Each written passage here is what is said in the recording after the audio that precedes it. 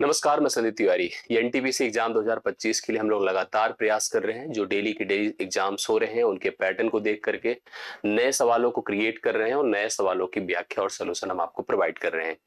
आगे जिनका जिनका पेपर होता है इन पैटर्न्स को देखते हैं, समझते हैं और इसका उपयोग एग्जाम हॉल में कर रहे हैं। ये सबसे अच्छी बात है। आप भी यूज करिए, आप भी अपने कमेंट्स दीजिए, आप भी चीजों को समझिए।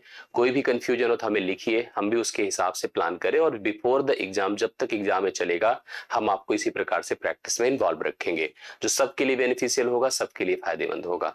आइए हम लोग आज का सेशन शुरू करते हैं, लेकिन शुरू इस सेशन को स्टार्ट करने से पहले मैं आपसे कहूंगा कि इस वीडियो को लाइक कर दें, शेयर कर दें, अपनी रीच तक पहुंचा दें जहां तक पॉसिबल हो। और यह कम्युनिकेशन, यह कनेक्टिविटी हम सबके फायदे के लिए है, सबके हित के लिए है। जरूरी है एक रिस्पांस आप लोग दें। बाकी मैं शुरुआत करता हूं सेशन की। आपको अपने फीडबैक जरूर देना चाहिए कमेंट से। डिस्क्रिप्शन में टेलीग्राम ग्रुप दिया है, इसको ज्वाइन किए रहिए, जिससे कि हम आपको उसका पीडीएफ इस सवालों का वहां पर प्रोवाइड करते रहें। मैं आपको लेकर चलता हूं आज के सेशन के पहले सवाल पर। इस तरह का सरलीकरण का सवाल आपसे पूछ रहा है, जो कि अलजेब्रिक पैटर्न पर है। यहां पर देखिए तो एक रूल काम करता है। इस रूल के बारे में आपको इतनी जानकारी हो कि a प्लस बी का होल स्क्वायर अगर है और माइनस ए माइनस बी का होल स्क्वायर है, तो यह मान आपका 4ab होता है। करेक्ट है, 4ab। और ऐसी केस में अगर ab जाकर के इसको डिवाइड करेगा इन केस, तो यहां से ab खत्म हो जाएगा। केवल कितना बचेगा बताइए? 4 बचेगा। यही सवाल है इसमें, अगर आप चेक करिए तो सवाल की रिमांड यही है। क्या कहता है? a प्लस बी का होल स्क्वायर आप चेक कर लीजिएगा, माइनस ए माइनस बी का होल स्क्वायर है, ठीक है, डिवाइड बाई कितना है? ए बी है। इस कंडीशन में आप इसको समझ जाइए कि ऊपर का मान 4ab है और नीचे कितना बताएं? ए बी है। ए बी से कटेगा, दिस बिकम 4। इसका आंसर चाहे जितना क्रिटिकल डेटा दिया रहे, आंसर इसका 4 ही आता है। इसी पर एक पैटर्न और दिमाग पे रखिए कि अगर कभी जरूरत हो कि a प्लस बी का whole square plus A minus B का होल स्क्वायर, तो यह मान कितना हो जाता है पता है? Twice A square plus B square, twice A square plus B square. तो ऐसे में a प्लस बी का whole square plus A minus B का होल स्क्वायर डिवाइड बाई अगर हम लोग A square plus B square करते हैं, तो दिस वैल्यू बिकम व्हाट? 2। यह मान आपका कितना हो जाता है? 2 हो जाता है। तो आप लोग इस तरह से चीजों को समझिएगा और इस तरह के पैटर्न को जरूर तैयार रखिएगा, क्योंकि ये पैटर्न एग्जाम हॉल में आपको देखने को मिल रहा है। ठीक, आगे बढ़ता हूं। नेक्स्ट क्वेश्चन देखिए क्या कहता है। नेक्स्ट क्वेश्चन कहता है 2.3 का होल क्यूब है अपने पास, माइनस 0.027 है, डिवाइड बाई अगर हम लोग चलते हैं तो 2.3 का होल स्क्वायर है और यहां पर 0.69 है और यहां पर 0.09 है। ठीक है, आप इसके लिए, मैं सवाल को देखते ही समझ गया कौन सा फार्मूला कर रहा है यहां पर काम। हम लिख सकते हैं a cube minus B cube. थोड़ा इसका प्रसार समझिएगा। a cube minus B cube का जो होता है a माइनस बी पहले ब्रैकेट में, दूसरे में होता है a square plus B square minus A B. ठीक है, सॉरी यहाँ पर माइनस है ना, तो प्लस ए बी रहेगा। अगर यही चीज यहाँ प्लस होता तो ए प्लस हो जाता, यहाँ बीच में एक बार माइनस हो जाता। अभी उसको भी लिखा के दिखाता हूँ। सवाल को देखिए तो यह आपके पास 2.3 का होल क्यूब दिख रहा है, दिख रहा है, बिल्कुल दिख रहा होगा। माइनस इसकी बात करें तो यह भी होल क्यूब है, लेकिन किसका है पता है? 0.3 का।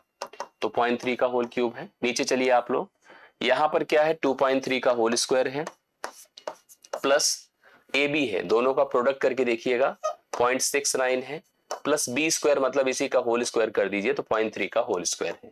तो आप अगर यही चीज यहां देख रहे हैं और यहां पर हम लोग क्या कर दें कि अगर हम इस मान को नीचे लेकर जाएं, मतलब इसके, अर्थात a cube minus B cube को अगर हम भाग कर दें a square plus A B plus B square से, जो यहां पर है देखिए, ये खत्म होकर केवल a प्लस बी बचेगा, a माइनस बी बचेगा।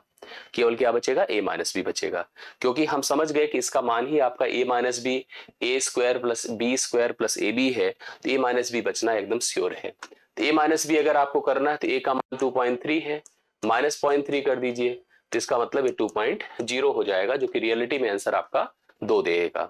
2 इसके लिए राइट सोल्यूशन। इस फार्मूले के साथ साथ इस फार्मूले को भी तैयार रखिएगा। a cube plus B cube is equal to a plus B पहले ब्रैकेट में, दूसरे ब्रैकेट में a square minus A B हो जाता है प्लस बी स्क्वायर हो जाता है।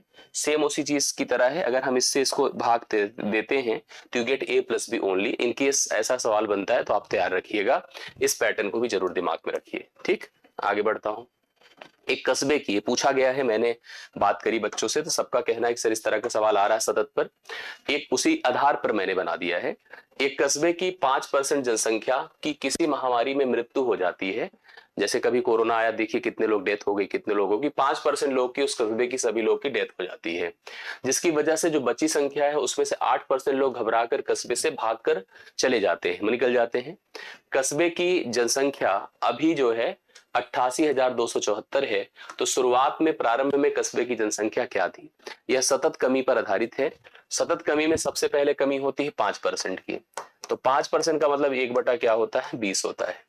इसी प्रकार से आगे 8% की कमी है, जो कि 4 दूना 8, 4 25 बार क्या होता है? 100 होता है। ये देखिए यहाँ पर कस्बे की वर्तमान स्थिति थी, मतलब पहले पूर्व की बात थी, ये पूर्व की बात थी, ये अब की बात है, ठीक है। तो यहाँ पर क्या था? 20 में से 1 घटकर कितना हुआ? 19। 20 में 1 घटकर 19 हुआ। ऐसे यहाँ 25 से 2 घटकर कितना होगा? बोलिए। 25 से 2 घटकर के 23 होगा। प्रारंभ की जनसंख्या थी, अभी की है। और अभी की जनसंख्या किसके बराबर है? बोलिए। 88,274 के बराबर है, ठीक है, 88,274 के। अब आप एक तो सीधा चाहे तो मल्टीप्लाई करके कंपेयर करिए, या तो इसके साथ मतलब अलग अलग भी कर सकते हैं, ऐसी कोई प्रॉब्लम नहीं। 19 का पहाड़ा तो आता ही हम सभी को। 19 चौके 76, 4 बार गया। 76 के बाद 4 8 12, 122। 19 छक्के 114 होता है, 14 8 7। 19 चौके 76 होता है। 76 के बाद आपका कितना हो जाएगा? 4 और 7 11, फिर 19 छक्के 114 होता है। 4 6 4 6 आया। 23 से अगर हम इसको डिवाइड करते हैं, 23 दूना 46, 23 दूना 46, 202 हो गया। 200 को 2 का गुणा यहाँ पर 25 दूना 50, 500 है। 500 गुणे मैं 202 करता हूं, तो यहाँ पर 2 जीरो तो ऐसे ही बढ़ जाएगा। 5 दूना 10 होता है, 0 1 होता है, 5 दूना 10 होता है, ठीक है। 1,10,000, 1,01,000, नॉट 10,000, 1,01,000 यहाँ पर राइट सोल्यूशन है, जो कि आपके सामने ऑप्शन नंबर बी में रखा है। ये प्रारंभ की जनसंख्या थी, जो कि पहले 5% घटी है, फिर 8% घटी है, और पूरी घट करके 88,274 हो गई है। स्टार्टिंग में जब ऐसा कुछ हुआ नहीं था तो 1,01,000 थी। अगले सवाल पर आइए। ये सवाल एकदम लेटेस्ट पैटर्न का सबसे इंपॉर्टेंट सवाल है, ठीक है, इसको जरूर आप तैयार करिएगा। जिसमें क्या होता है कि कोई वस्तु है जिसकी प्राइस को दुकानदार बढ़ा के तो बताता ही है, कुछ छूट देने के बाद भी उस पर लाभ प्राप्त करता है। ऐसे में उसे अपने क्रय मूल्य को, लागत मूल्य जिसको कहते हैं, और अंकित मूल्य को जो प्रेजेंट किया रहता है, दर्शाता है, उनके बीच के रिलेशन की बात करनी होती है। अंकित मूल्य 1824 है, इतना तो ग्राहक को बता रहा है, लेकिन उसने बेचते समय ग्राहक को 18% की छूट दिया था। फिर भी बाद में मुझे पता चला कि उसने 14% का लाभ कमाया था। कमीज का लागत बताना है कि कितना उसकी एक्चुअल प्राइस थी। ऐसे इस सवाल को हल करने के लिए ऐसे 100 मान लिया करिए। 18% की छूट लगाइए, 18% का मतलब ये हो जाएगा 82, और 14% का लाभ कमाया, तो 14% का मतलब 114, 114। अब आपको जैसे इस सवाल में क्या दिया है बताइए, यहाँ पर ए हो जाता है सीपी और ए हो जाता है एमपी। सवाल में इस समय आपको अंकित मूल्य दिया जो कि 1824 है। आपको क्रय मूल्य बताना है, इसका मान कितना होगा। 19 छक्के 114 होता है, 6 बार गया। 19 9 171 होता है, 171 9 2 11, तो 114 होगा। 19 छक्के 114 हो जाएगा, ठीक है। 19 से अगर काट दिया तो 6 से अगर हम लोग इसको काटते हैं तो कितना हो जाएगा बताइए। यहाँ पर 6 से डायरेक्ट कट रहा है, मतलब 16 छक्के 96 आप कह सकते हैं। 6 से काटिए, 16 बार गया। 16 का गुणा 82 से करिए, 16 दूना 32 होता है, 16 अट्ठे 128, 128 3 कितना होता है? 131, 1312। 1312 पहला ऑप्शन राइट सोल्यूशन, ठीक है। 1312 पहला ऑप्शन चौथे सवाल का राइट सोल्यूशन है। तो इस तरह से सवाल बनता है, और हमेशा क्रय मूल्य और अंकित मूल्य का रेशियो बन जाता है, अगर आप ऐसे पैटर्न को समझते हैं तो।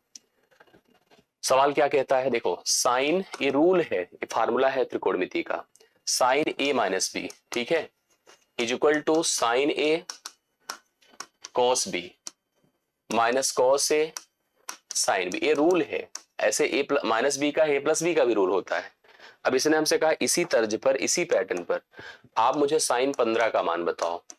अब साइन 15, देखो कुछ पैटर्न आपको तैयार कर लेना चाहिए। जैसे मैं आपको एक बात बता दूं, अगर यहां पर आप लिखो थीटा, कुछ बातें आपको ऐसे तैयार कर लेनी चाहिए। मैं इसका टेबल बना के दे देता हूं आपको, क्लियरिटी रहे जिससे। हाँ, इसको सोचिएगा, 0 डिग्री, ठीक है, 0 degree, 30 degree, 45 degree, 60 degree and 90 degree. इसको जैसे जनरली इतना तो तैयार ही रहता है लोग को, इतना तो बरवल याद होना चाहिए। अब इसमें भी अगर एक रेशियो आपका कन्फर्म है, मान लीजिए साइन, जैसे साइन 0 पर 0 है, 30 पर ये 1/2 है, 1/√2 है 45 पर, 60 पर √3/2 है और 90 पर 1 है। अब अगर साइन आपको पता है ना तो बाकी सब निकाल सकते हैं। जैसे कॉस के लिए मैं बता दूं, कॉस कॉम्प्लीमेंट्री होता है तो रिवर्स होना शुरू हो जाएगा, 1 होगा, √3/2 होगा, 1/√2 होगा, 1/2 होगा और 0 होगा। ठीक है। और साइन अपान कॉस जो होता है tan होता है, साइन अपान कॉस क्या होता है, tan होता है। तो 0/1 0 हो गया, 1/2 1/√3/2 तो 1/√3 हो जाएगा, इसको डिवाइड करे 1 हो जाएगा, इसको डिवाइड करे √3 हो जाएगा, और किसी भी वैल्यू को 0 से डिवाइड करे अनडिफाइंड इनफिनाइट हो जाएगा, अपरिभाषित। कॉट जो होता है वो tan का उल्टा होता है। ठीक है, थीटा लिखने की जरूरत नहीं, ऑलरेडी लिखा हुआ ऊपर। हाँ, कॉट अब उल्टा करिए, 0 तब आता है जब 0/समथिंग होता है, या आप ऐसे सोचिए कॉम्प्लीमेंट्री बनाइए, इसको थीटा करिए, इसको √3 करिए, इसको 1 करिए, इसको 1/√3 करिए और इसको 0 करिए, ये हो गया कॉट। अब आता है आपका पता है सेक। सेक जो होता है वो कॉस का उल्टा होता है। किसका? कॉस का उल्टा होता है। तो कॉस कहाँ है? ए है, तो कॉस का उल्टा करिए, 1 का उल्टा 1 ही होगा, इसका 2/√3 होगा, इसका √2 होगा, √2/1 होगा, इसका 2 होगा और 0 का उल्टा अनडिफाइंड होता है। ठीक है। अब ऐसे आता है कॉसेक।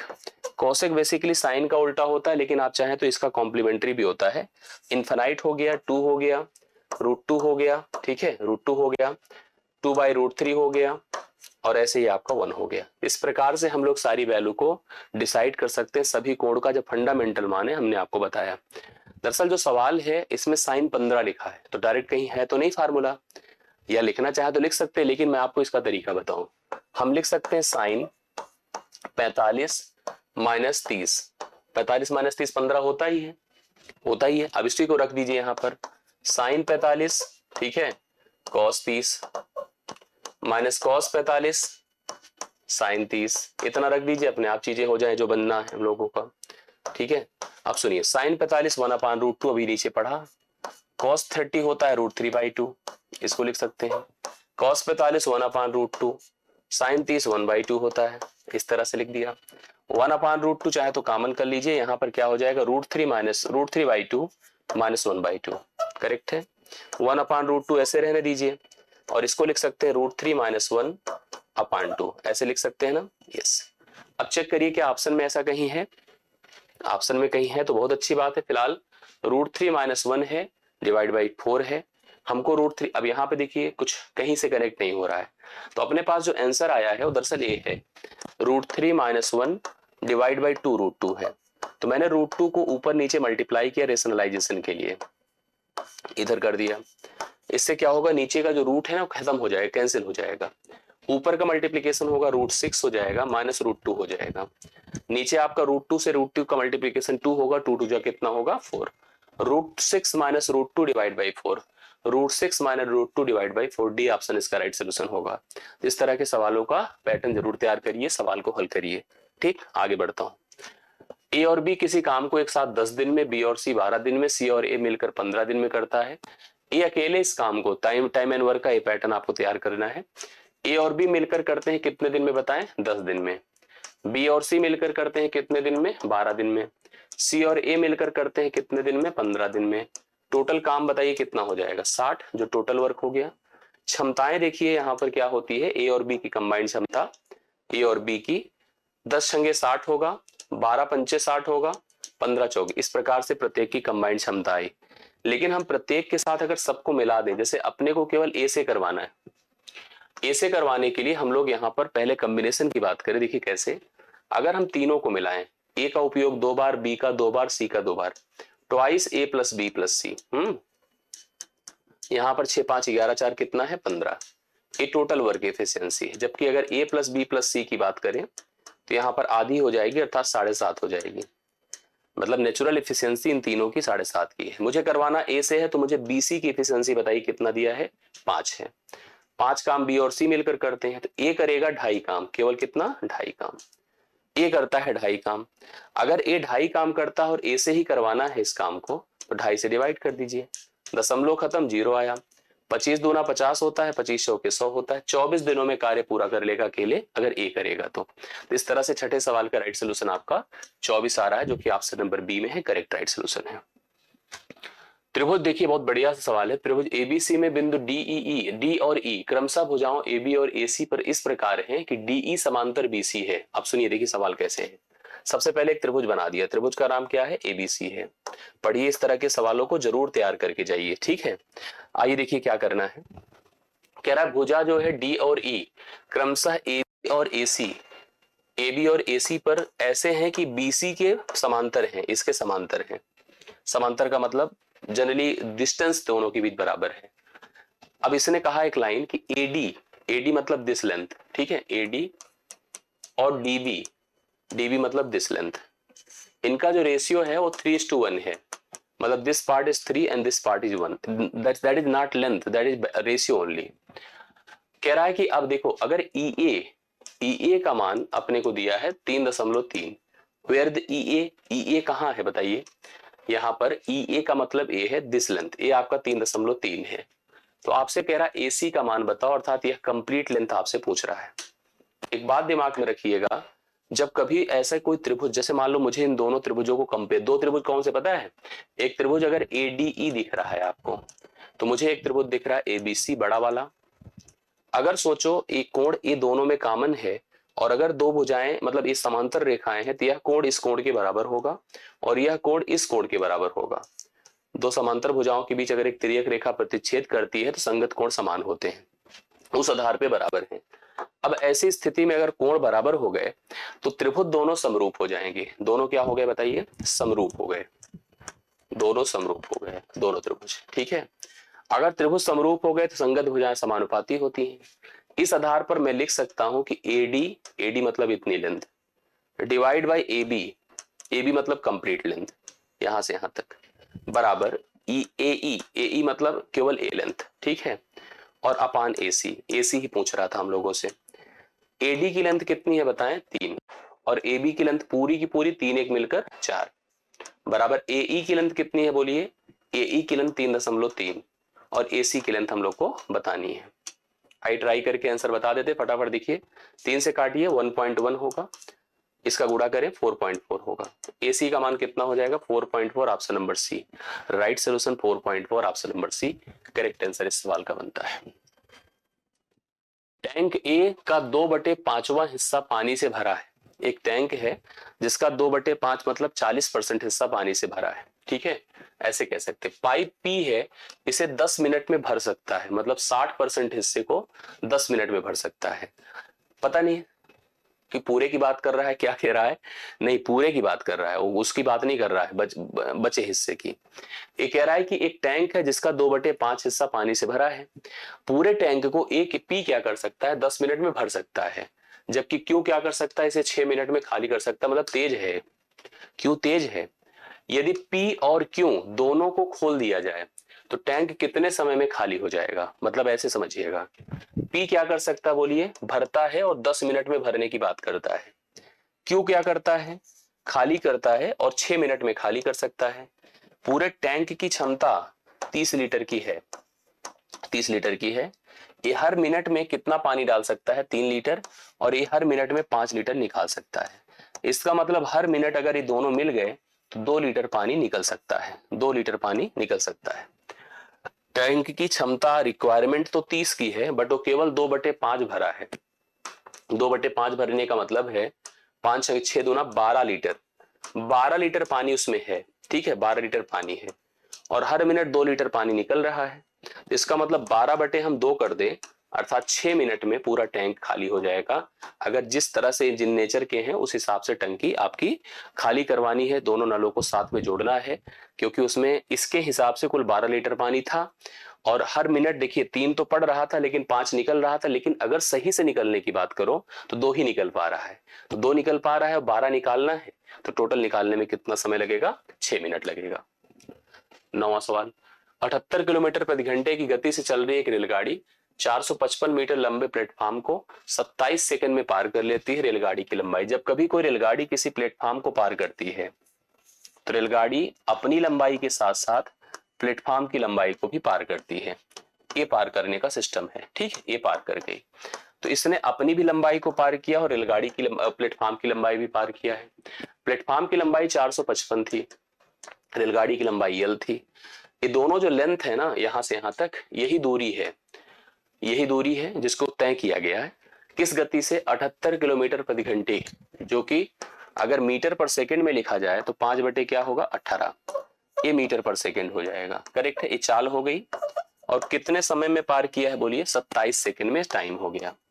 तो आप लिख सकते हो क्या कि 455 जो कि रेल प्लेटफॉर्म की लेंथ थी, प्लस यल मतलब रेलगाड़ी की लंबाई, रेलगाड़ी की चाल है 78 गुणे 5 बटे 18, ठीक है, मीटर पर सेकंड में लाने के लिए, किलोमीटर प्रति घंटे को मीटर पर सेकंड में लाने के लिए 5 बटे 18 से गुणा करते, गुणे आप कर दो यहाँ पर क्या, समय, समय कितना है 27, ठीक है। आप इसका सोल्यूशन कर डालिए, कैसे हल होगा, 9 दूना 18, 9 तिरिक 27, ठीक है, 9 दूना 18, 9 तिरिक 27। अब देखिए 2 से और एक बार कट जाएगा, 2 कितना हो जाएगा, 2 तिया 6, 2 39 हो गया, 5 तिया 15, 15 9 135 की 5 हासिल 13 ना, 5 तिया 15, 15 9 135 की 5 हासिल 13, 15 तिया 45, 45 13 कितना होता, 58, 58, 585, 585 से आप क्या कर दो, 455 को घटा दो, ठीक है, 5 से 5 0, 8 से 5 3 होता है 130, 130 मीटर लंबी रेलगाड़ी है जो कि इस प्लेटफॉर्म को पार करने का कार्य कर रही है। 9वां सवाल आपका डन होता है, आप सभी लोग फटाफट इसको लिखते चले, ठीक। एक बहुत बढ़िया है, नियमित बहुभुज, मतलब मैं आपको बता दूं, पॉलीगन के सवालों को कंसीडर नहीं किया जा रहा था लेकिन ये पूछा गया है। रेगुलर पॉलीगन जैसे समबाहु त्रिभुज होता है, वर्ग होता है, उसी प्रकार से रेगुलर पॉलीगन होता है। प्रत्येक आंतरिक कोण 108 है। तो भुजाओं की संख्या आपसे पूछ रहा है कितनी भुजाएं हैं। मैं आपको बता दूं, कोई भी पॉलीगन हो, ठीक है, कोई भी पॉलीगन हो जिसे बहुभुज कहते हैं, उसमें प्रत्येक आंतरिक, ठीक है, प्लस प्रत्येक बाह्य हमेशा होता है 180 डिग्री। अगर आंतरिक आपको 108 दिया है तो प्रत्येक बाह्य को x मान लो, तो 180 माइनस आप 180 माइनस 108 कर दें, 180 माइनस कितना कर दें, 108, 108 भाई 72 होगा, ठीक है, प्रत्येक बाह्य कितना हो गया, 72। एक बात और बता दूं, प्रत्येक बाह्य कोण आपका 72 है, और जान लीजिएगा कोई भी बहुभुज होगा उसके सभी बाह्य कोणों का योग, सभी बाह्य कोणों का योग चाहे जो भी हो, मैं आपको बता दूं, हमेशा 360 होता है। अगर सभी कोणों का जोड़ 360 है और एक कोण का मान 72 है तो भुजाओं की संख्या 360 बटे कितना कर दो, 72, ठीक है, 9 8 72 होता है, 9 चौके 36, 40, 8 पंचे 40, कितनी भुजाएं हैं इसमें, 5। तो 5 इसका राइट सोल्यूशन है, जो कि ऑप्शन नंबर आपको सी में दिया हुआ है। 10वां सवाल आपका डन होता है, करेक्ट है। तो इस तरह का सवाल आप तैयार रखिएगा। यदि किसी, देखिए आप लोग नंबर सिस्टम के लिए परेशान थे, नंबर सिस्टम को लेकर कोई नहीं नाम ले रहा है कि नंबर सिस्टम से सवाल आ रहा है, लेकिन ऐसे पूछा रहा है, यदि किसी भिन्न संख्या के अंश और हर दोनों में 3 जोड़ा जाता है तो उसका मान 10 बटे 11 हो जाता है। यदि अंश और हर दोनों में 4 घटाया जाता है तो उसका मान 3 बटे 4 हो जाता है। अब यहां पर अगर कोई सोचे कि चले हम भिन्न संख्या x बटा y ले लें और हम दोनों में क्या कर दे, 3 जोड़ दें, x प्लस 3 कर दें, y प्लस 3 कर दें, बराबर 10 बटे 11 हो जाए, एक समीकरण बनेगा एक्स वाई के टर्म में। दूसरा कह रहा है अंश हर दोनों में 4 घटा दें, एक्स माइनस 4 है, वाई माइनस 4 है, बराबर आपका कितना, 3 बटे 4 हो जाए। अब इस तरह से अगर कोई करेगा तो टाइम टेकन होगा। मैं डायरेक्ट ले लेता हूं, क्या जाता है, जैसे अगर मान लीजिए पहले ले लिया मैंने 7 बटे 8 को, 7 बटे 8 है, अब 3 जोड़ दो, 3 जोड़ दो तो 10 बटे 11 तो हुआ ना। चलिए मैच करा पहला, दूसरे पर मैच कराइए, 7 माइनस 4 कर दो, 8 माइनस 4 कर दो, 3 बटे 4 पहला ही मैच कर गया, जरूरत ही नहीं आगे जाने की, ठीक है। इसी तरह से करिएगा और फालतू में इधर उधर चक्कर में मत पड़िएगा इसमें। 11वां सवाल 7 बटे 8 राइट सोल्यूशन है, कंफर्म सभी लोग करिए, ठीक। चलो, एक कक्षा में 3 विद्यार्थी है, छात्र हैं, एक परीक्षा में जो उनका औसत अंक है 25 में से 18 है। बहुत बढ़िया सवाल है, मतलब औसत अंक, देखिए ध्यान समझिएगा, 3 छात्रों की एक परीक्षा में औसत अंक 25 में से 18 है। कितने बच्चों का, 3 छात्रों में से, टोटल जो 25 था, कंप्लीट एवरेज 25 है पूरे इस समूह का, पूरे छात्रों का, 3 छात्रों का 25 में से क्या है, 18 है। 2 नए छात्र परीक्षा देते हैं, मतलब संख्या हो जाएगी 5। वह न्यूनतम अंक कितना है, वह न्यूनतम अंक कितना है जो एक नए छात्र द्वारा प्राप्त किया जा सकता है। जो नए छात्र आए हैं, देखो पहले संख्या है 3, एवरेज इनका कितना है 18, जबकि अगर देखा जाए कंप्लीट एवरेज कितना है 25। समझ रहे हैं, 25 में से 18 यही है तीनों का। अब 2 छात्र बढ़ते हैं, 2 छात्र बढ़ते हैं, कंप्लीट संख्या हो जाएगी 5, एवरेज तो भाई 25 ही है। देखिए ध्यान से, अब इसमें कहा है जो ये 2 बढ़े हैं उनके लिए वह न्यूनतम अंक बताना है जो एक छात्र द्वारा प्राप्त किया जा सकता है और यह अन्य छात्रों से कम हो, मतलब जैसे बाकी जो छात्र रहेंगे उससे कम रहे, तथा पांचों छात्रों का कुल औसत अंक बढ़कर 20 पहुंच जाता है। बढ़कर के कितना हो जाता है 20, मतलब 25 नहीं होगा, कंप्लीट नहीं, 20 पहुंच जाता है। सुनिएगा, अब यहां पर ध्यान देखिए, अगर ये हमारे पास केवल 18 थे तो 18 तिया कितना था 54 नंबर था, जबकि अगर सही पूछा जाए तो इनकी बात करा जाए तो 100 नंबर होना चाहिए। अब 100 के बाद अगर हम लोग सोचें, सुनिएगा बहुत अच्छे से क्लियर होगा, 100 की बात करें तो 54 100 से निकलेगा तो 46 नंबर दोनों विद्यार्थी जो नए आए हैं इनका जोड़ होना चाहिए। इन दोनों बच्चों का नंबर 46 होना चाहिए। अब 46 में हम जानते हैं कि एक लड़का बहुत पा सकता है तो कितना पा सकता है 25, सबसे अधिकतम अंक कोई कितना पा सकता है 25। अगर कोई 25 पाएगा तो जो दूसरा वाला विद्यार्थी होगा इसमें से घटा दे तो कितना नंबर पा सकता है 21। कितना पा सकता है 21। भाई 25 21 मिलकर क्या होता है 46 होता है। सबसे अधिकतम अंक कोई पा सकता है तो कोई छात्र 25 पा सकता है। भाई 25 ही तो पूर्णांक था, 18 मिला था, 18 तिया 54 नंबर ये लोग प्राप्त किए थे। अब जो 2 बढ़े तो उनकी वजह से औसत कह रहा है ये 2 बढ़ गया मतलब 20 हो गया। उन दोनों छात्रों का नंबर कितना है 46 है। अब 46 में इसने हमसे पूछा कि वह न्यूनतम अंक कितना है जो कि एक नए छात्र द्वारा प्राप्त किया जा सकता है, सबसे मिनिमम कितना मिल सकता है और वो अन्य छात्र से कम रहे तथा पांचों छात्रों की कुल औसत बढ़कर 21 पहुंच जाए, पांचों छात्रों का पहुंच करके 21 पहुंच जाए। अब अगर जैसे हम बात करें यहां पर सुनिएगा, जैसे मान लीजिए हमने सोचा भाई हम हमारे हिसाब से मिनिमम कितना आ गया 21, अगर आप सोचो सर 20 भी है तो 20 तो रहेगा, तो 20 अगर आप मिनिमम मानोगे तब इसको 26 देना पड़ेगा। क्या 26 संभव है? नहीं है। समझ रहे ना? हाँ, अगर हम इससे ज्यादा सोच सकते हैं, ज्यादा जा सकते हैं, जैसे 20 21 के बाद 22 सोच सकते हैं तो 22 होगा तो इसको 24 नंबर मिलेगा। लेकिन हमको सबसे, जैसे इसने कहा ना कि हमको जैसे मिनिमम पता करना है, उस हिसाब से यहाँ पर मिनिमम की संख्या कितनी हो जाएगी 21। 21 से कम नहीं मिलेगा। अगर किसी को मिलेगा इस कंडीशन में तो राइट सोल्यूशन आपको कितना मिल रहा है 21। 21 इस सवाल का सही हल है, 12वां नंबर आपका डन होता है। ठीक है, बहुत बढ़िया सवाल है। एक्स और वाई की वर्तमान आयु का अनुपात, एक एक्स है दूसरा वाई है, इनकी जो प्रेजेंट एज है वो कितनी है 3:4 है। 5 साल बाद दोनों 5-5 साल बढ़ा रहे हैं अपनी उम्र को, ये भी बढ़ा रहा है ये भी बढ़ा रहा है, और इसमें हो क्या रहा है इनका जो एज रेशियो बन रहा है 5:7 का हो रहा है। वाई की वर्तमान उम्र पूछ रहा है। एक चीज देखा करिए ऐसी स्थिति में, जैसे सेम एज गैप है, 5 इसमें भी बढ़ा 5 इसमें भी बढ़ा, क्या रेशियो भी सेम बढ़ रहा है? नहीं, 2 बढ़ रहा है और ये कितना बढ़ रहा है 3 बढ़ रहा है। तो हमको इसी इसी इंक्रीज को सेम करना होगा। कैसे किया जाता है समझिएगा। इसके लिए इसका अंतर लीजिए 2 का और इसका अंतर लीजिए 1 का। ठीक है, 1 का गुणा इससे करिए और 2 का गुणा इससे करिए, 2 का गुणा इससे करिए, 2 तिया कितना होता है 6, 2 चौके कितना होता है 8। 1 से करने पे कोई फायदा तो होगा नहीं, तो 6 से 5 हो रहा है मतलब 1 घट रहा है। ठीक है, 8 से 7 हो रहा है 1 घट रहा है, तो 1 का डिफरेंस 5 के बराबर है। y की वर्तमान उम्र पूछा है तो y की वैल्यू देखिए 8 है, 8 पंचे कितना हो जाएगा 40। 40 साल इसका राइट सोल्यूशन होगा जो डी ऑप्शन में आपको दिया है। ठीक है, इसका 40 होगा, उसका 8 छंगे 48, यहाँ पर 8 पंचे 40 हुआ है भाई, 1 का मान 5 और 6 पंचे 30 होगा, इसका इसकी उम्र 30 होगी उसकी 40 होगी, तब 3-4 का रेशियो रहेगा। और 5-5 जोड़ दीजिए तो 35 का हो जाएगा और 45 का हो जाएगा, कितना 45 का हो जाएगा। इसी प्रकार से 35 5 7 35 5 8 40, तो भी रेशियो आपका यहाँ पर कन्वर्ट हो जाएगा। ठीक है, ऐसे समझिएगा, ऐसे कंफर्म करिएगा। मार्क को 70 किलोमीटर प्रति घंटे की गति से चलने वाली एक रेलगाड़ी, ठीक है, मार्क एक पर्सन है जिनको एक रेलगाड़ी जिसकी गति कितनी है 70 किलोमीटर प्रति घंटे है, या 48 किलोमीटर प्रति घंटे की गति चलने वाली एक बस अथवा परिवहन के इन दोनों माध्यमों का उपयोग करके 4.5 घंटे में 260 किलोमीटर की यात्रा करनी है। उसकी बस से तय की गई यात्रा का समय बताना है कि उसने बस से कितने समय तक यात्रा करी थी। समझ रहे हैं? ध्यान से मेरी बात को समझिएगा। यहाँ पर 3 अलग अलग माध्यमों का उपयोग कर रहा है।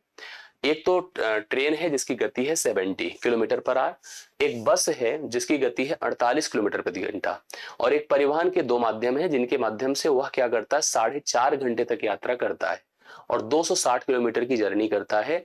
उसकी बस से तय की गई यात्रा का समय हमको बताना है। अब इस सवाल को कैसे हल किया जा सकता है, इसकी प्लानिंग समझिएगा। जिसमें आपको, जैसे इसने कहा ना, उसने पूछा है कि बस से उसने कितनी यात्रा तय करी है, बस से उसने कितनी यात्रा तय करी है, ये हमको कंफर्म करना है। तो अगर हम लोग ऐसे सोच लें कि बस से उसे कितना समय उसने लगाया, अगर मान लीजिए मैं ऐसे जनरल सोचूं, कोई एलिगेशन और किसी भी प्रकार का कोई प्रोसेस ना लगाऊं, हालांकि हम लोग एलिगेशन से सोच सकते हैं और एलिगेशन से हम जा सकते हैं, हम अलग अलग समयों के लिए निर्धारित कर सकते हैं। मैं आपको दिखा दूंगा एलिगेशन से भी, लेकिन पहले ऐसे समझिएगा। अगर बस से उसने टी समय लगाया तो बस से उसकी स्पीड कितनी है बताएं, 48। ठीक है, 48 इंटू टी, डिस्टेंस होगा चाल गुणे समय। अब आप बताओ टोटल समय कितना लगा था, 4.5, तो हम टी घटा दे 4.5 से, घटा दिया। और ट्रेन से उसकी गति कितनी है 70, बराबर टोटल डिस्टेंस कितना कवर किया है 260। सही है ना यह चीज। अब आप देखो क्या कर सकते हैं, जैसे हम 48 टी कर दें प्लस यहां पर कितना कर दें, शून्य 5 सते 35 होता है, 5 सते 35 और 7 पचे 35, 7 चौके 28, 28 3 31 होता है। ठीक है, यहां पर कितना हो जाएगा बताइए, एक जीरो बढ़ा 315 ही हो जाएगा। ठीक है, एक बार फिर से चेक कर लीजिए, जीरो बढ़ेगा दशमलव, देखिए हम 7 पचे 35, 7 चौके 28 3 31, माइनस कितना कर दे 70 टी कर दे, बराबर 260 आपके सामने दिख भी रहा है। तो यहां पर हम लोग क्या कर सकते हैं पता है, जैसे अगर हम इससे इसको घटा दें तो 22 हो जाएगा ना, 50 20 70 22 हो जाएगा, माइनस 22 टी कर दे। ठीक है, बराबर 260 है अपने पास। हम इसको इधर ही ला दें तो यहाँ पर उधर चला जाएगा, या हम ऐसे कर देते हैं, मतलब एक तरह से ऐसे समझ लीजिएगा आप लोग कि माइनस 22 टी है और ये उधर चला जाएगा, तो 260 माइनस कितना हो जाएगा 315। थोड़ा टाइम टेकन होता है इस तरह से करना।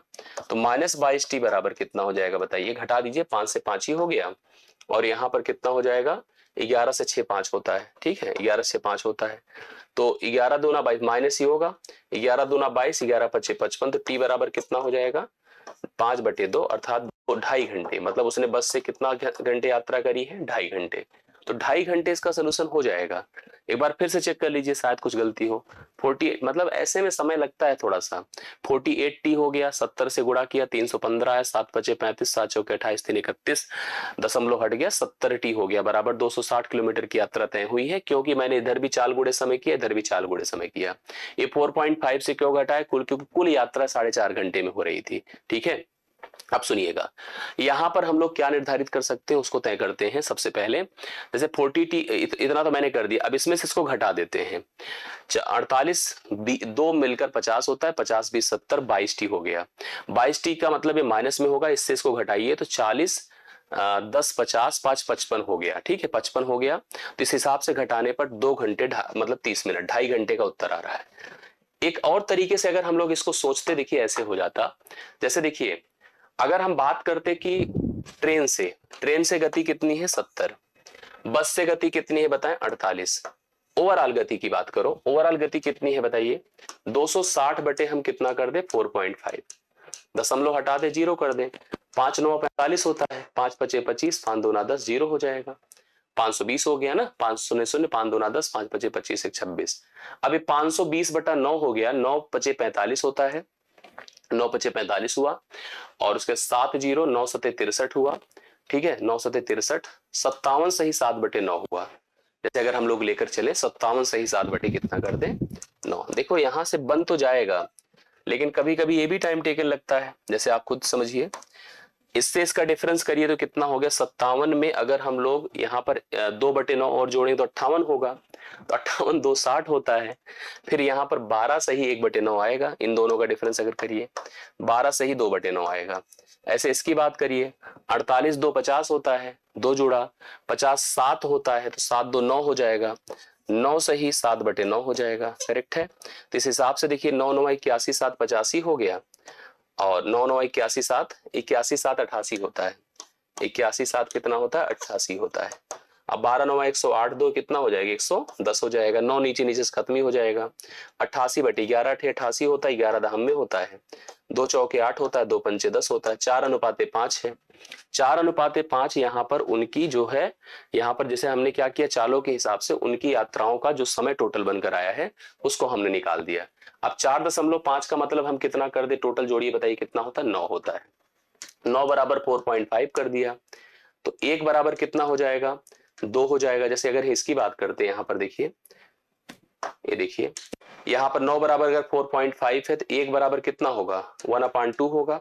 और हमको यहाँ का समय कितना बस का पता करना है, बस का ये है ना 5 है, तो 5 बराबर 5/2 हो जाएगा। 5/2 का मतलब 2.5 हो जाएगा। डी ऑप्शन आपका राइट सोल्यूशन होगा। तो इस हिसाब से चाहे ऐसे सोच लीजिए चाहे ऐसे सोच लीजिए, उत्तर तो आपको मिल ही जाएगा। तो 14वां सवाल आपका डन होता है। आप लोग जरूर ध्यान से देखिएगा। 15 नंबर देखिए, आपको इस प्रकार का एक डीआई पैटर्न दिया है। इसमें एक आपको दिया गया ग्राफ है, वर्ष 2017 में विभिन्न मोबाइल कंपनियों द्वारा की गई बिक्री को दर्शाता है। 2017 में कुल बिक्री 5,000 करोड़ थी। 17 में वीवो कंपनी द्वारा की गई बिक्री करोड़ में कितनी होगी।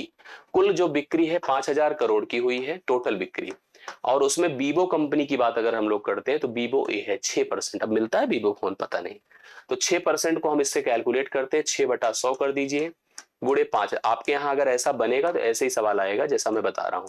6 पंचे 300, टोटल 300 करोड़ की, ठीक है, 300 करोड़ ये डन होता है। दो संख्याओं का समांतर माध्य और गुणोत्तर माध्य आपको दिया है, 7 और 2√10, वह संख्याएं आपसे पूछ रहा है। ऑप्शन से ही कर सकते हो, लेकिन ऐसे जान लीजिए अगर दो संख्या, एक ए है दूसरी बी है, तो समांतर माध्य होगा जिसे हम एम कहते हैं, इक्वल टू a+b/2 होगा। a+b/2। ऐसे में अगर हम लोग यहाँ पर देख रहे हैं कि समांतर माध्य कितना है, 7 है, तो 7 बराबर a+b/2 हो गया। अर्थात a+b का मान आप जान लो कि 7 दूना 14 हो जाएगा। मतलब संख्याओं का जोड़ कितना रहेगा, 14। ठीक है। दूसरी तरफ हम आपको गुणोत्तर माध्य बता दें, जीएम जिसको कहते हैं, जीएम होता है √ab, √ab होता है। तो जीएम की वैल्यू 2√10 दिया है, इक्वल टू कितना हो गया, √ab हो गया। तो अगर हम दोनों पक्षों का वर्ग कर दें तो ए बी का मान कितना हो जाएगा पता है, 2 दूना 4 दहम में 40। मतलब उन दोनों संख्याओं का जोड़ होगा 14 और गुणनफल होगा 40। यही आपको ऑप्शन से चेक करना है। ना जोड़ 14 है, ना जोड़ 14 है, केवल एक ही जगह पर है जहां पर योग 14 है और गुणनफल करिए 10 चौके कितना है, 40 है। तो सी ही ऑप्शन इसका राइट सोल्यूशन होगा। ऐसे भी कर सकते थे। अभी एक और तरीका लगा सकते हैं, यहाँ पर a-b का होल स्क्वायर कर दें, जो कि होता क्या है, a+b का होल स्क्वायर -4ab। इसका उपयोग करके a-b निकाल दीजिए, वहां से a और b की वैल्यू आ जाएगी, जो ट्रेडिशनली करना होता है। तो इस तरह से भी जा सकते हैं, लेकिन मैंने ऐसे ओरल बता दिया। तो 16वां सवाल आपका डन होता है। एक बेलन का आयतन, उस बेलन का आयतन ज्ञात करना है जिसकी त्रिज्या 1386, ऐसे आंकड़े आपसे पूछ सकता है। 1386 सेंटीमीटर क्षेत्रफल वाले वृत्त की त्रिज्या की 1/3 है और उसकी ऊंचाई उसी त्रिज्या की दुगनी है। तो सबसे पहले हमको देखिए, बेलन तो चलो ठीक है जिसका आयतन पूछा है, भाई बेलन का आयतन दुनिया जानती है πr² × h होता है, तो आपको रेडियस चाहिए, आपको हाइट चाहिए। लेकिन इसने कहा कि हमसे देखो जिसकी त्रिज्या अर्थात बेलन की त्रिज्या 1386 सेंटीमीटर क्षेत्रफल वाले वृत्त की त्रिज्या, तो सबसे पहले वृत्त है अपने पास, वृत्त जिसका रेडियस हमको नहीं पता है, इसका एरिया अपने को पता है जो कि फार्मूले में πr² होता है, बट रियलिटी में 1386 दिया है। तो यहां से अपने को रेडियस निकालना पड़ेगा। ठीक है। अब सुनिए, यहां पर रेडियस निकालना पड़ेगा, क्या होगा बताइए, पाई का मतलब 22/7 गुणे आपको कितना होगा r² बराबर 1386 है। ठीक है। 11 दूना 22 है, 11 के 11 है 2 8, 11 दूना 22, 11 छके 66, 2 से और काटिए, 2 छंगे 12, 2 3 6 63 है। तो r² बराबर 7 गुणे 63 है। 7 गुणे क्या है, 63 है।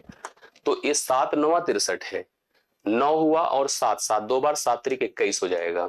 अगर आप r का मान निकालेंगे, वर्गमूल करेंगे इसका, क्योंकि ये आपका 441 होगा और 441 का वर्गमूल 21 हो जाएगा। ठीक है। अब आपके पास अगर एक बेलन है, बेलन में देखिए क्या क्या है, बेलन में समझिए क्या क्या है। ये इसका सेंटर, इसकी रेडियस देखिए ध्यान से। इसने कहा कि इसकी रेडियस तो 21 ही रहेगी भाई, यही नहीं नहीं नहीं, जिसकी त्रिज्या 1386 सेंटीमीटर क्षेत्रफल वाले वृत्त की त्रिज्या की 1/3 है, तो इसकी त्रिज्या कितनी हो जाएगी, 1/3 करिए 7 हो जाएगी, और उसकी ऊंचाई उसकी त्रिज्या से दुगुनी है, मतलब 42 है। ये कर दिया। अब इसका आयतन क्या होता है, पाई आर स्क्वायर इंटू एच होता है। पाई का मतलब 22/7 गुणे 7 गुणे 7 गुणे 7 गुणे 7 गुणे एच का मतलब 42। 7 7 से कटा। अब देखिए यहां पर 7 दूना 14 है, 7 चौके 28, 28 एक 29 है, ठीक है। 7 दूना 14 है, 7 चौके 28 एक 29 गुणे 22 करिए। 22 चौके 88 है, कैरी 8 होता है। 22 9 198 है। 8 के साथ किसका ऑप्शन है, देख लीजिए आप लोग यहाँ पर। 22 चौके 88, एक बार फिर से देख लीजिए, 8 तो ऑप्शन में दिखाई नहीं कहीं पर। हमको क्या करना था भाई, हमने त्रिज्या को 1/3 किया, 3 7 21 सही है, और ऊंचाई उसकी त्रिज्या से दुगुनी है। तो त्रिज्या से दुगुनी मतलब किसकी, एक बेलन का आयतन जिसकी त्रिज्या 1386 सेंटीमीटर स्क्वायर क्षेत्रफल वाले वृत्त की त्रिज्या की 1/3 है, और ऊंचाई उसकी त्रिज्या से डबल है। तो त्रिज्या तो 21 21 दूना 42, सही तो कर रहा हूं। 22/7 आर स्क्वायर मतलब 7 गुणे 7 गुणे आप 42 कर दो, 7 सत्ते से खत्म हो गया। ऐसे भी देखिए 2 सत्ते 14, 4 दूना 8, तो इस हिसाब से तो 8 ही आना चाहिए अंत में, और 8 पर कोई ऑप्शन है नहीं। एक थोड़ा सा हमको लग रहा है कि कहीं ऐसा तो नहीं कि इसकी त्रिज्या की डबल तो 14 हो जाए, तो 14 पे तो नहीं आएगा, एक बार चेक कर लेते हैं। हालांकि नहीं आना चाहिए, 22/7 है गुणे 7 है गुणे 7 है गुणे 14 कर दीजिए। 7 7 से खत्म, 7 चौके 28, देखिए यहाँ शायद बन रहा है क्या, 14 सत्ते, देखिए यहाँ पर 22 सत्ते 154 है, गुणे आप 14 कर दो। 14 चौके 56 की 6 हासिल 5 है, 14 पंचे 70, 70 5, देखिए 14 चौके 56 की 6 हासिल 5, 14 पंचे 70, 70 5 75 की 5 हासिल 7 है।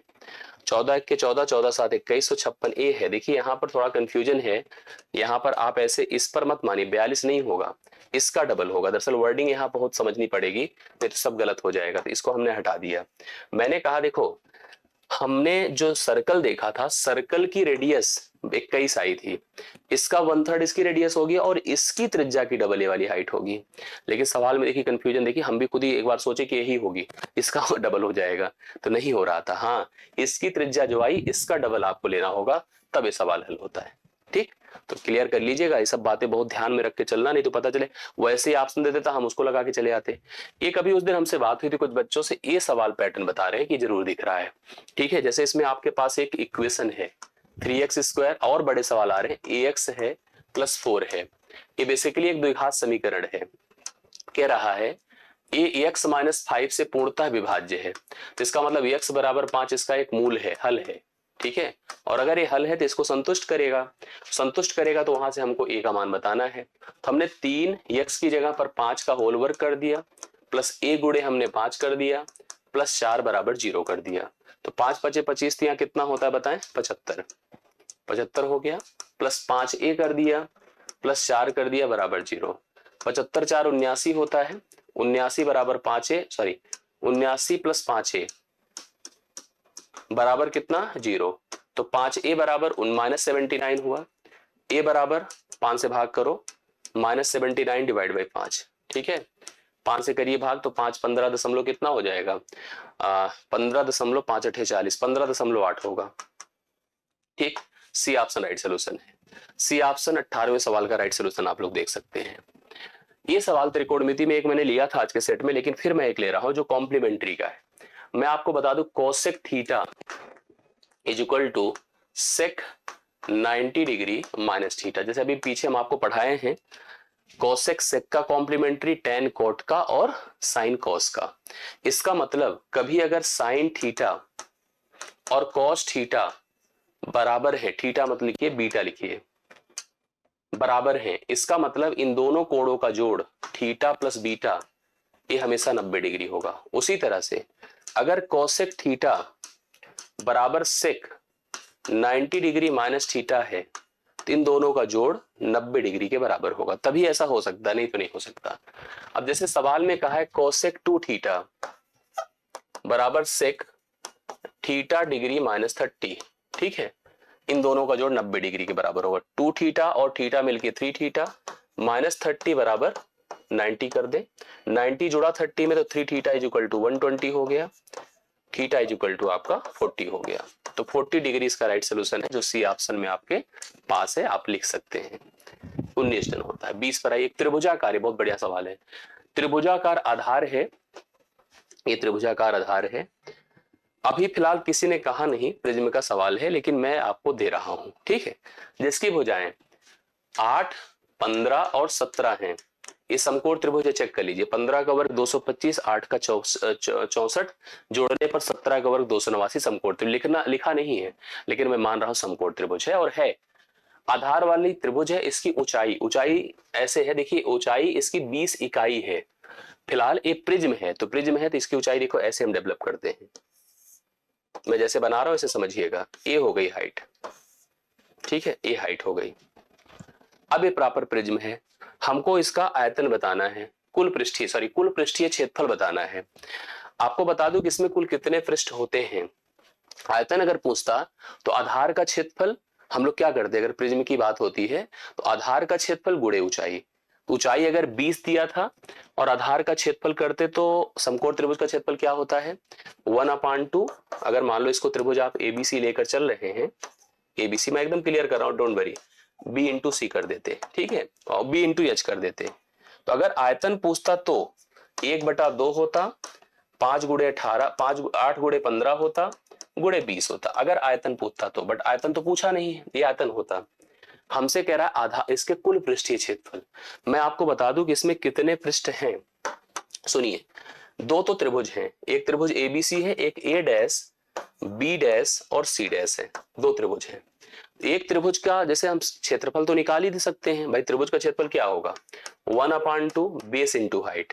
तो 5 गुणे आप 15, सॉरी 8 बोल रहा हूं, 8 गुणे आप 15 कर दो, 2 चौके 8 है, 15 चौके 60 है, तो 60 और 60 इसका भी 60 है, तो दो तो त्रिभुज हो गए। जैसे अगर सतह की बात करिए तो इसके सतह में तो दो तो त्रिभुज हो गए, दो त्रिभुज हो गए, दोनों त्रिभुजों का क्षेत्रफल 60 और 60 हो गया, 120 हो गया, करेक्ट है। और उसके बाद आयत है, तो आयत के लिए अगर आप सोचो तो क्या है, सुनिएगा, आयत अगर हम यहां पर जितनी इसकी भुजाएं होती है ना, दो त्रिभुज के अलावा 3 आयत हैं, 3 आयत हैं। आयत का क्षेत्रफल देखो कैसे होगा, आयत का क्षेत्रफल लंबाई गुणे ऊंचाई होता है। तो लंबाई जैसे हम प्रत्येक आधार को लेकर चलेंगे, जैसे मान लीजिए 15 लिया तो उसके साथ हाइट कितनी है 20 है, ठीक है। ऐसे अगर हमने 8 लिया तो 8 के साथ हाइट कितनी है 20 है। ऐसे 17 लिया तो 17 के साथ हाइट कितनी है 20 है। तो हम क्यों ना इसका परिमाप लिख दें 8 + 15 + 17 गुणे आप कर दो 20, क्योंकि वही चीज है, 8 गुणे 20 करो, 15 गुणे 20 करो, 17 गुणे 20 करो, बात तो एक ही है। 15 17 32 होता है, 32 8 40 होता है, 40 गुणे आप 20 कर दो, 800 हो गया। 800 ए है और 60 दूना 120 पहले से हो चुका है, दोनों को जोड़ दीजिए 920 आएगा, ठीक है। 920 आपके सामने पहले ही ऑप्शन में है, राइट सोल्यूशन होगा। ध्यान से देखिएगा तो कंफर्म हो जाएगा। तो इस प्रकार से आप लोग ऐसे सवालों को कंफर्म करिए। सेशन कैसा लगा कमेंट से जरूर बताइए। बाकी मुलाकात फिर से होगी, प्रयासों में ऐसे ही करते रहेंगे और आगे इन तक आपके साथ सोल्यूशन में चलते रहेंगे। बहुत बहुत धन्यवाद, थैंक यू सो मच।